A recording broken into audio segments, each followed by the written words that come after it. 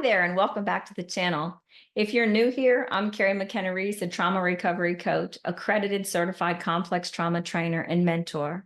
And today we're tackling a topic that resonates deeply with many of us.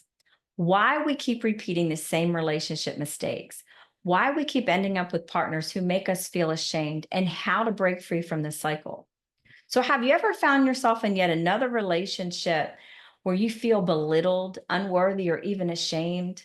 Does it feel like you keep making the same relationship mistakes over and over again? Like you know that you're doing it on some level, but you feel you never see it coming and you always end up getting hurt?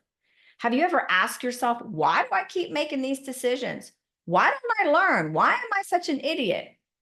It's a painful pattern that's all too common. And what I know for sure is that people with complex trauma, or what is known as complex PTSD or CPTSD, is that we're not trying to hurt ourselves. For those of us who have grown up with an abusive or with abuse or neglect, or abuse and neglect, we repeat patterns that aren't healthy for us. It's what I call blind spot behaviors. We walk right into the fire, refusing to see the flame. It's not you being an idiot. It is you showing common, normal adult signs of early trauma. That is what unhealed childhood trauma or CPTSD does to a person. You are normal. These behaviors are normal reactions experienced by those of us who have grown up in abnormal situations or under abnormal circumstances. Could be your parents had an ongoing abusive relationship when you were growing up. Maybe they still do. Maybe you were emotionally neglected as a child, physically or sexually abused, or you were traumatized in some way. As children, we have specific developmental needs, and when one or all of these needs are not met, we suffer trauma, and that affects our adult lives. So today we'll explore why you keep repeating the same relationship mistakes, why you keep ending up with partners who make you feel ashamed, why it happens, and more importantly, how you can break free from it. So let's start with the root cause. These patterns stem from unresolved trauma. When we grow up in toxic environments and experience trauma, that trauma shapes the way that we see ourselves and others.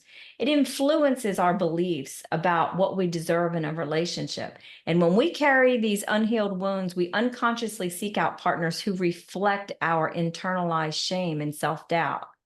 So if you grew up in an environment where you were made to feel unworthy, those feelings can become a familiar comfort zone to you, even though they are very painful. See, we tend to gravitate towards what is familiar to us, even if it hurts because it's all we know and we know how to navigate what we know. What we fear is what we don't know because we don't have experience navigating healthy love and tenderness. In fact, we can have a tendency to run from healthy expressions of love because they're so different from anything we've ever known, and therefore we believe they're unsafe. Another aspect to consider is love bombing. Now, if you're not familiar with the term, it's when someone lavishes you with excessive or disproportionate love, affection, and attention to manipulate you in an effort to get what they want from you. And this can be very hard to recognize and challenging to realize when it's being done to us because we genuinely love and we do so deeply and we want that kind of love in return. But love bombing might look like excessive compliments, elaborate gift giving or doing, or wanting all of your time and attention in a loving, pampering way. Maybe you meet a guy who you don't find physically attractive, but he pursues you so enthusiastically. And for weeks, you play the game of cat and mouse where he begs you to be his girlfriend, but you repeatedly refuse, saying you're not interested. But he's so persistent. You start to even doubt and question yourself. You think, I'm not being very kind. I'm being mean. I have this nice guy actively pursuing me, wanting to go out with me, and he keeps doing all the kindest things for me. What is wrong with me? I should give this guy a chance. And when you do, within a few weeks of dating, he quickly begins to lose interest and starts mistreating you. He talks down to you, insults your intelligence, your appearance. He is now disrespectful and cold, and he blames you for all of his feelings.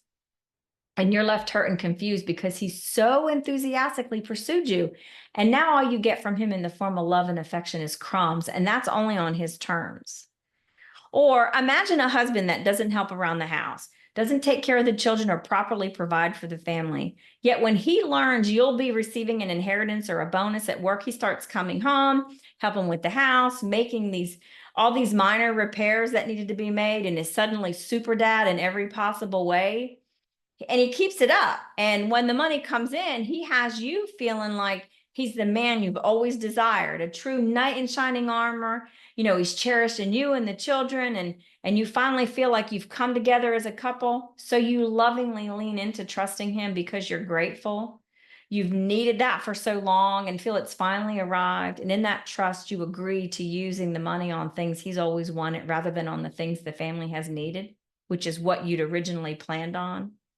Maybe you planned on a new roof and he starts up about needing a truck. He has a truck, but he's wanted a specific truck for so long, and it's a truck y'all have never been able to afford on your income alone. And now that he's being super dad, he'll not only need that to help with the kids, but he's decided to start a new business that's going to change everything for the family. And guess what? Not only does he need that specific truck, the one that he's always wanted, but he also needs the extra cash to start that business for the family. The worst part, though, is that once the money is spent, the truck is in your name because his credit is so bad, and suddenly he's back to being the man he was before you got the money. It's like going back in time. He neglects the home, the kids, the marriage. He's feeding you excuses as to how the business failure is not his fault, but rather yours. And he has his truck, and you're stuck with the bill. That's love bombing. And this is not an extreme version. This is common for trauma survivors. And it is not just men love bombing women. There are plenty of great guys out there being love bombed by women. I see you. Trauma survivors, see, they attract trauma survivors. And we struggle and we suffer emotionally. And we all develop our own way of coping, not knowing that we have these unhealed wounds. So naturally, we gravitate towards people who seem to get us, right? And whose trauma responses play off our trauma responses and vice versa. So if you have a trauma response that has you believing that you don't deserve healthy boundaries, then you'll attract and be attracted to people who lack respect, those who believe they are entitled, and those that take more than is yours to give. Now, it's important to acknowledge that we all heal on our own timeline. And when you're ready to acknowledge and heal your wounds, you'll begin changing, learning how to love and honor yourself. And if your partner is in a similar place on their path, then the two of you can grow together, supporting one another through the journey, developing a healthier and closer relationship. And it's really truly a beautiful unfolding. But if your partner is not on that path, if they're not ready to do their work, if they're not ready to take a hard look at themselves, and they're not ready to acknowledge their unhealed wounds and trauma responses, then you may experience a backlash. They will feel you growing and changing, and that terrifies them. Their trauma responses, such as the love bombing I spoke of, may intensify until you are finally at the point in your growth that you are ready to walk away. Now, if you feel stuck, if you haven't walked away, but you're exhausted from the internal fight and chaos, and you're asking yourself, where do I start? How do I begin to change this? The first step is awareness. It's recognizing the patterns. Take a step back and reflect on your past relationships. Do you see any common thread? Understanding is a powerful first step towards healing.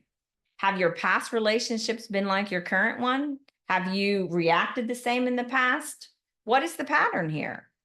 And what are you no longer willing to accept, and why? Next, it's crucial to address the underlying trauma. This might involve trauma recovery coaching or other form of self-help. It's further awareness, right? It's understanding what you've suffered and how it's affected you. It's getting to know your wounds, where they originated from, the messages those wounds are sharing, and the guidance they're offering. Is that guidance healthy or is it unhealthy? Is it serving you well? That is where deep healing happens. Relationships start with the relationship you have with yourself, how you feel about yourself, how you emotionally treat yourself. Healing these wounds can help you shift your internal beliefs and open yourself up to healthier relationship dynamic with yourself and others. Now, when we start on this journey, we can be very hard on ourselves. We can be riddled with shame, blaming, and harshly judging ourselves for the choices we've made and the people we've hurt. One vital aspect of this journey is self-compassion. It's easy to blame yourself for making the same mistakes. But remember, these patterns were formed as survival mechanisms, and most times they were formed when you were a child. So be kind to yourself as you navigate this healing process. Now let's talk about boundaries. To get started in your healing, they are needed 100%. Set healthy boundaries for yourself and take the time to recognize the red flags. It's of utmost importance to listen to what your intuition, what your gut is telling you. Your soul knows what it needs. Trauma not only disconnects us from others, it disconnects us from ourselves. It teaches us not to listen to our gut. It teaches us not to trust ourselves. This is why you feel you never see it coming, right? There could be a big red flag smacking you in the face, but you're unable to see it because trauma has taught you not to trust yourself. You walk right into the fire and get burned every single time. This is what I mean by blind spot behaviors. Trust you. If your soul is sending you a warning or a box of red flags, pay attention. Red flags are not to be entertained. They're warning signs from your soul to stay away from what happens or from what appears to be healthy, but is in fact pain waiting to strike. And that strike is most likely another person's trauma responses, like the love bombing I was speaking of. Take the time to evaluate the messages that are being sent and rest in what you truly feel is best. Oftentimes, we find ourselves in toxic relationships after being love bombed, and we have these strong feelings, right? We feel something very strongly for that person. So you may be taking the blame, telling yourself it's not my fault. He feels the way he does. I will be nicer. I will love him in every way. I can make him happy and show him what a good woman I am. And at some point, everything will be all right. At some point, we'll be in a good place. Stop making excuses. Stop giving them the benefit of the doubt. The more chances you give someone, the less respect they have for you. They ignore the standards you've set because they know through experience you always give them another chance. They're not afraid to lose you. They know that no matter what, you won't walk away. They get comfortable with depending on your repeated forgiveness. So it's important you see them for who they are. A cheater cheats, a liar lies, a thief steals. Honor yourself. Their actions tell you exactly who they are. They paint the picture of their own personal character, not you. And I want to add this. It takes more than a couple of dates to truly get to know someone. Before you share all of you with anyone, they must know, honor, and cherish the heart of you in all ways. Allow your healthy boundaries to empower you to choose healthy partners who respect, support, and uplift you. Remember, you deserve a relationship where you feel safe and valued. If their actions deem otherwise, recognize it and love yourself first. Now, right now, you may feel trapped, confused, and overwhelmed because breaking these patterns isn't easy, but it's absolutely possible and necessary for your own personal health and happiness. By becoming aware, addressing your trauma, practicing self-compassion, understanding your needs and honoring them and setting boundaries, you can create the space for healthier, more fulfilling relationships. And you absolutely deserve that. It's important that you honor yourself first and serve yourself well. Understanding your needs and having boundaries to honor those needs, that's the key. Standing in those boundaries, man, it's tough, but you need to do it for you because those that do not accept them, they will see their way out of your life. Healing your trauma wounds helps you. It gives you the strength and peace of mind to honor yourself. Thank you for joining me today. Thank you for being here and showing up for yourself. If you found this video helpful, please give it a thumbs up and subscribe for more content on healing and personal growth. And remember, you're not alone on this journey. Until next time, take care.